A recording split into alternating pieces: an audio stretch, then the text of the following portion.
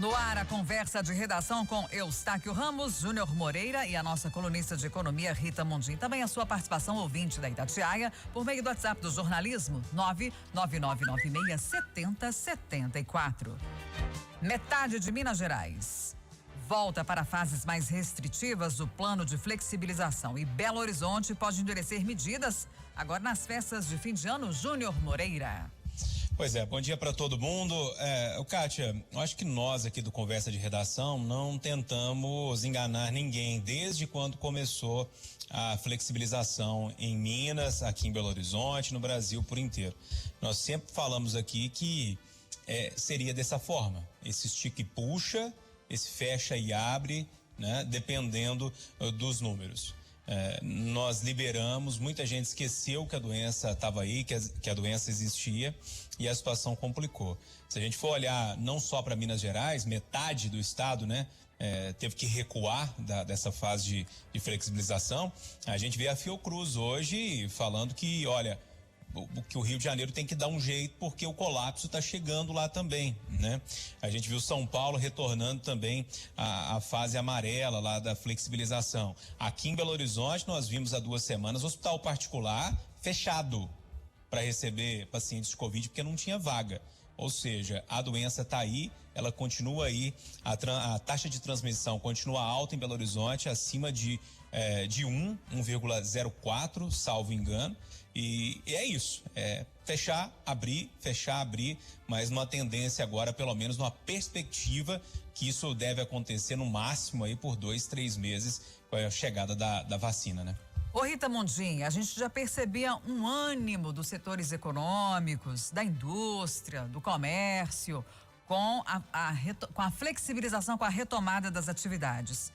E esses novos casos de Covid-19 e agora cidades regredindo aí no Minas Consciente, você acredita que está batendo já um desânimo? Isso já é perceptível? Desânimo eu não diria, mas uma preocupação muito grande. Então a gente volta a lembrar que para que a gente não tenha um retrocesso total, que as pessoas se cuidem para cuidar das outras, né? E mesmo havendo, né, esse aumento de casos, esse retrocesso ele não está como foi no início, né, quase com um lockdown, um isolamento social mais forte. Então o que a gente vê são mudanças de horários, mais cuidados, né, voltando aos cuidados que existiam antes, mas sem fechar o comércio, sem fechar por enquanto, né? Sem fechar bares, restaurantes. Mas eu estava vendo ontem o ministro da Saúde da Itália, né? Ele preocupado já com uma terceira onda, apesar da vacina já estar sendo anunciada. E ele pedindo encarecidamente nesse período de festas de Natal, em que as pessoas tendem a se locomover mais, que as pessoas tenham muito mais cuidado ainda. Então fica aqui esse alerta para que a gente coopere, né? Que a gente salve as nossas vidas e que o nosso cuidado com a nossa saúde, com a nossa vida, possa ajudar para que a atividade econômica tão necessária para que as pessoas tenham a sua renda não sofra tanto. E o fim de ano não é uma preocupação só na Europa, Eustáquio Ramos. Aqui em Belo Horizonte, inclusive, a prefeitura está prevendo que pode endurecer caso as pessoas relaxem demais com as comemorações aí de Natal e Ano Novo. Kátia, eu tô muito preocupado com essa chegada do fim do ano, com as festas, Natal, Ano Novo, porque se fora de datas comemorativas as pessoas já estão abusando, fazendo festas clandestinas, fazendo aglomeração, não usando máscara, imagina numa data com esse apelo todo que é o Natal e é o Ano Novo. Eu tô com muito receio. Agora, o que me preocupa, o que me chama a atenção é como haverá uma fiscalização sobre festas e confraternizações particulares. Você está dentro da sua casa, a pessoa está lá dentro da casa dela, do apartamento dela, da casa. Como que vai haver uma fiscalização se tem muita gente ou se tem pouca gente? A orientação das autoridades é que se faça algum tipo de comemoração só com as pessoas que moram ali. Mas se você chamar outras pessoas, né, se houver uma aglomeração, como é que vai ser a fiscalização, punição de quem estiver fazendo isso? Eu confesso que eu estou muito preocupado. E esse passo atrás no plano de flexibilização é esperado diante do que a gente está vendo de irresponsabilidade de muita gente, porque a culpa não é do vírus, porque se tem notícia, não tem mutação de vírus, ele não ficou mais forte, não ficou mais agressivo ao organismo. O que está acontecendo é uma movimentação maior de pessoas, um contato maior entre as pessoas e a proliferação maior do coronavírus. E aí tem que fazer isso mesmo. Se os casos estão aumentando, as mortes estão aumentando, a ocupação de leitos está aumentando, você não pode deixar a cidade funcionar como se nada tivesse acontecendo. Você tem que retroagir mesmo, você tem que retroceder, dar um passo atrás, proibir algumas atividades, infelizmente, porque não é o que a gente quer que a gente volte ao normal, mas tem que fazer isso, porque é a irresponsabilidade de muita gente que está fazendo com que a gente chegue nesse quadro atual. Eustáquio, e a maconha está fora da lista dos entorpecentes classificados pela ONU como perigosos. Eu acho perigosa essa decisão, porque a gente sabe de drogas mais pesadas, de drogas mais que provocam maiores consequências para as pessoas, mas há uma dependência, há o vício, há um envolvimento das pessoas com a maconha, e ela, em muitos casos, segundo especialistas, é porta de entrada para outra dependência química, como da cocaína, como do crack. Agora, eu faço uma ressalva em relação ao uso da maconha para uso medicinal, para tratamento médico com um rigoroso acompanhamento médico. Aí sim, para determinadas doenças, para determinados males, eu acho que ela é indicada. Agora, tirar ela da lista dos entorpecentes classificados como perigosos no mundo, eu acho muito perigoso, eu acho arriscado. Ô, Júnior, excluída aí a interpretação por parte de alguns de que a maconha estaria liberada para o uso recreativo, para o consumo, a notícia é comemorada, no caso, por exemplo, das pesquisas científicas, né? Meu Deus do céu, conversei com alguns especialistas agora há pouco, alguns médicos e pessoas que trabalham e tentam trabalhar aqui no Brasil com a pesquisa em cima da erva, né? Dos princípios ativos que a erva tem, e estão soltando foguete, né? É preciso pontuar algumas coisas, porque quando você coloca reclassificação e maconha na mesma frase, já gera aquela polêmica toda, vem uma turma falando uma coisa, a outra turma puxando para outra, um já fala em uso recreativo. Então, gente, na verdade é uma recomendação sugerida pela OMS, que não vai mudar nada aqui no Brasil se o Brasil não quiser, né? O Brasil é soberano para tomar as decisões que tem que tomar. Agora, é uma indicação, né? É um norte para, olha, essa droga, ela tá muito mais próxima, por exemplo, né? Da morfina, que é uma droga que tem poder alucinógeno, mas também tem poder terapêutico, do que da cocaína, por exemplo, né? Tá colocando a erva, a cannabis, num patamar que, olha, ela tem poder terapêuticos, e tem, a gente sabe que tem. Quantas reportagens já vimos, conhecemos pessoas assim, que usam para epilepsia, para dores no corpo, para tratamento de questões mentais, né? Tem pessoas que só conseguem se acalmar por meio do princípio ativo que está ali na cannabis. Então, tem que ir com muita calma nessa história, mas muita calma mesmo, com cuidado, para a gente ter um debate de alto nível, um debate que precisa ser feito, e o Brasil está fugindo dele há muito tempo. Lá nos Estados Unidos já é uma indústria gigantesca para fins terapêuticos, em alguns estados também recreativos, mas eu estou falando especificamente para fins terapêuticos. Então a gente tem que ir com muito cuidado para não interditar esse debate. O debate é importante, é mais uma planta, mais uma erva, como diversas outras, que tem princípios ativos que podem nos apontar para cura, tratamento e controle de algumas doenças que são muito perversas com o ser humano. Eu não vejo por que interromper esse debate. Então, que bom que esse debate está colocado, foi colocado por um órgão internacional, e que nós debatemos e conversamos mais sobre esse assunto, e colocamos a comunidade científica para debater, colocamos o Congresso para conversar, o Executivo, o STF, que tem pauta lá também para ser votada nesse sentido. Ou seja, é um debate, gente, que nós estamos correndo há muito tempo, e que bom que ele voltou, e que bom que a gente vai começar a falar de novo disso. Rita, quero muito começar a te ouvir sobre o próximo assunto, que é o programa de privatização do governo federal, mas vamos comentar também esse segundo tema nosso aí, que é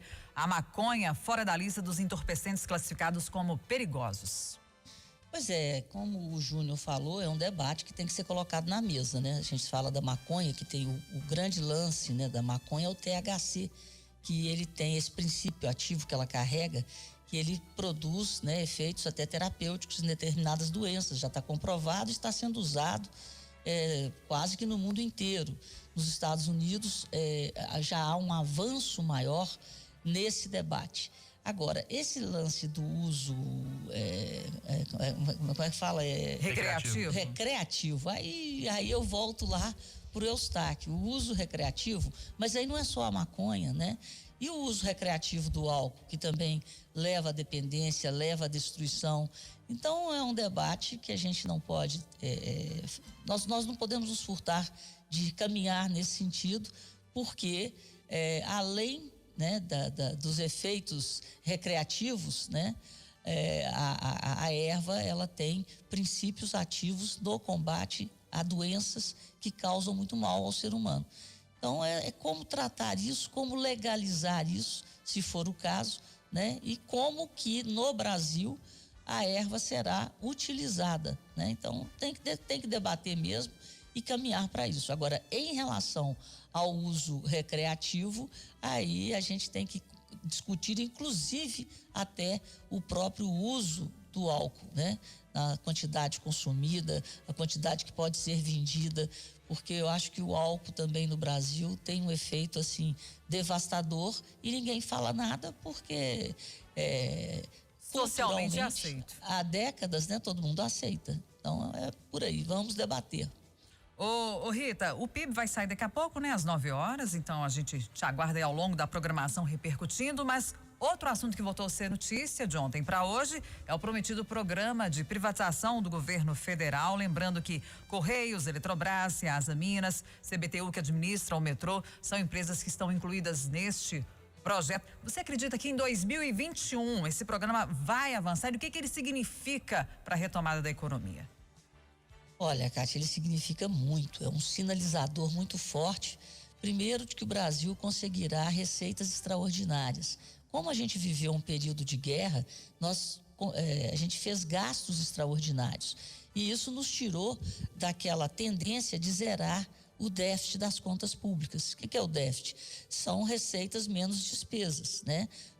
Os municípios, os estados e a União arrecadam impostos e contribuições e têm os seus gastos, né? Tem as despesas obrigatórias, tem as despesas discricionárias e nós fizemos durante este ano despesas extraordinárias.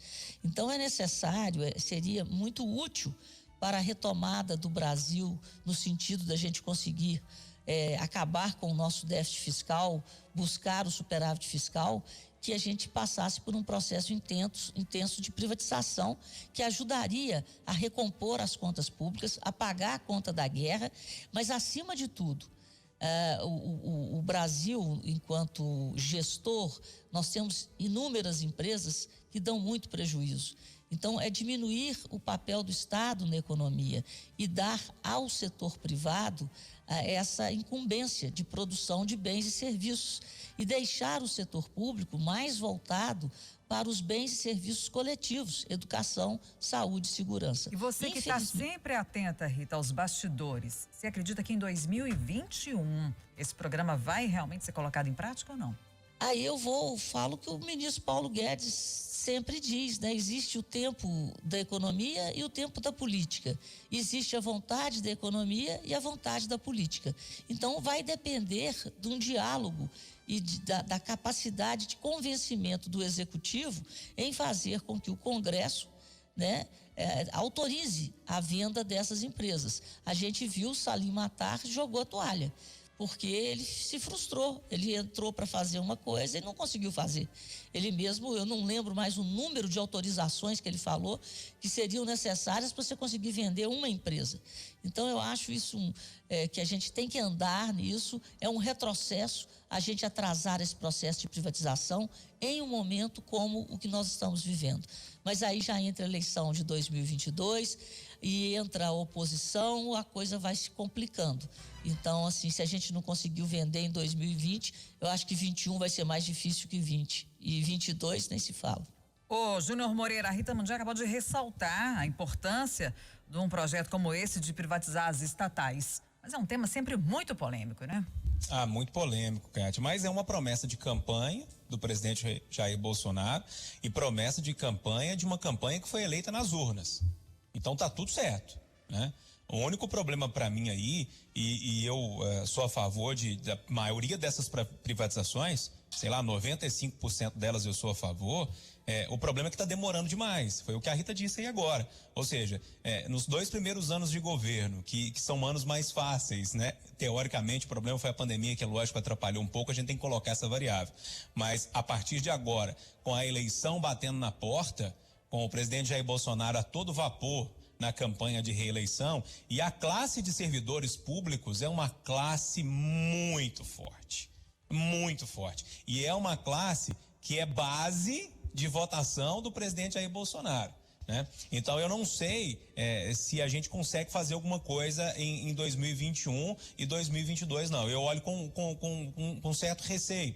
Eu acredito que vai ser um pouco difícil, mas se algo acontecer, se alguma coisa já for vendida, eu já fico satisfeito de verdade. Se o leilão do 5G, se o governo conseguir resolver no primeiro semestre do ano que vem esse leilão do 5G que é tão importante, eu já ficaria muito, mas muito satisfeito. Mas ainda está faltando articulação política e está faltando vontade do Congresso e também do Executivo na pessoa do presidente Jair Bolsonaro, que a gente sabe que o Paulo Guedes quer e quer muito, né, vender isso tudo, mas eu acho um pouco difícil, estou um pouco pessimista. O que é mais importante nesse processo de privatização é você melhorar aquela empresa ou melhorar aquele setor. Por exemplo, o que ocorreu na década de 90 em relação ao sistema de telefonia aqui no Brasil, que foi privatizado.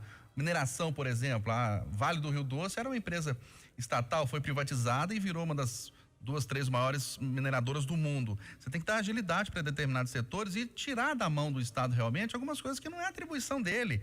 Por exemplo, no caso da Ceasa, né? A distribuição de hortifruti granjeiros, não tem necessidade de o poder público estar administrando isso. Questão das encomendas, Correios, por quê, né?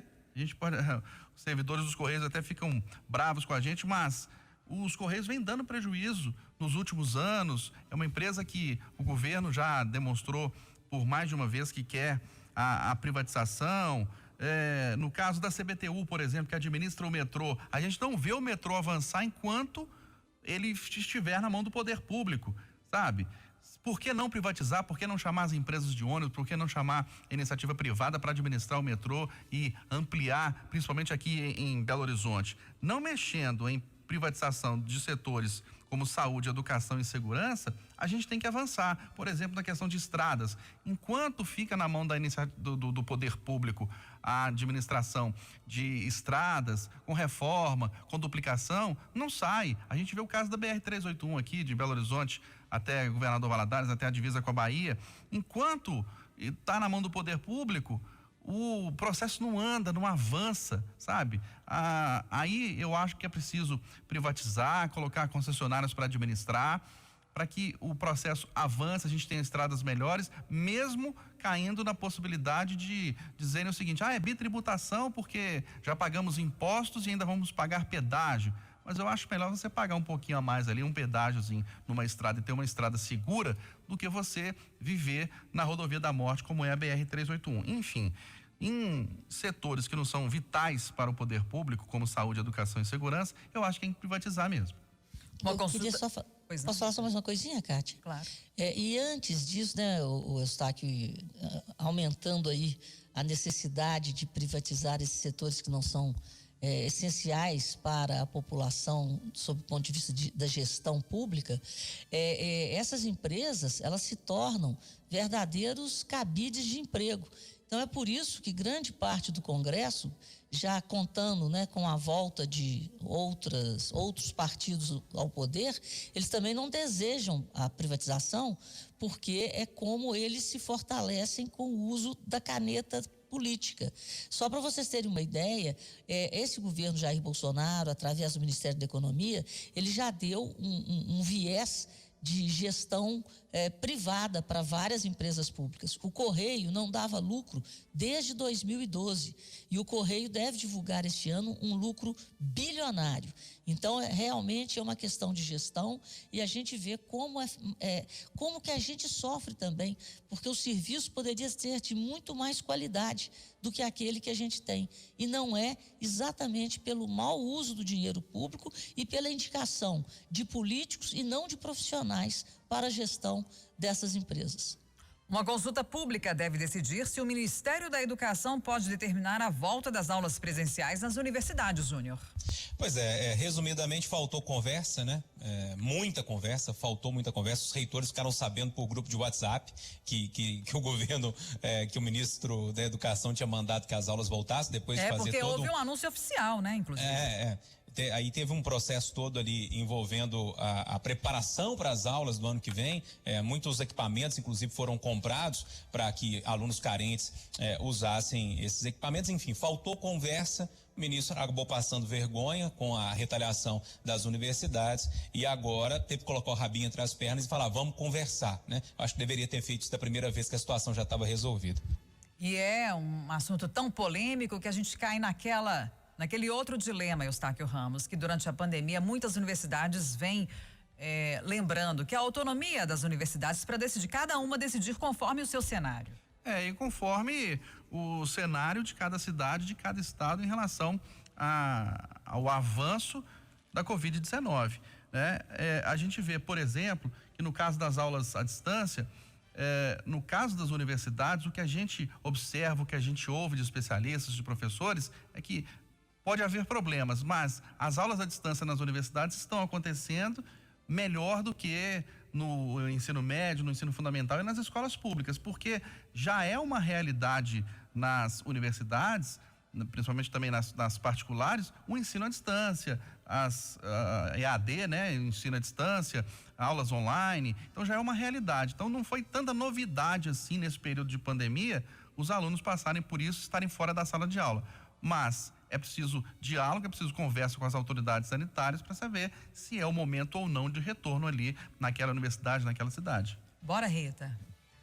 Eu acho assim até uma certa incoerência. Se os municípios e os estados estão administrando a flexibilização e as regras, né, de sanitárias, os protocolos, então o ensino é uma prestação de serviço que se dá de forma local. Então, eu acredito que a mesma regra deveria ser mantida. Então, quem deveria decidir sobre a volta ou não das aulas seria, por exemplo, a prefeitura na qual aquela universidade está, dependendo do diálogo entre a própria universidade e a prefeitura, apesar da universidade ser federal. Mas o vírus, ele não é federal nem municipal, ele está aí espalhado para todo lado. Então, a gente tem que sempre monitorar o comportamento local do vírus para que defina o que vai funcionar e o que não vai funcionar de forma presencial. 8h59, final do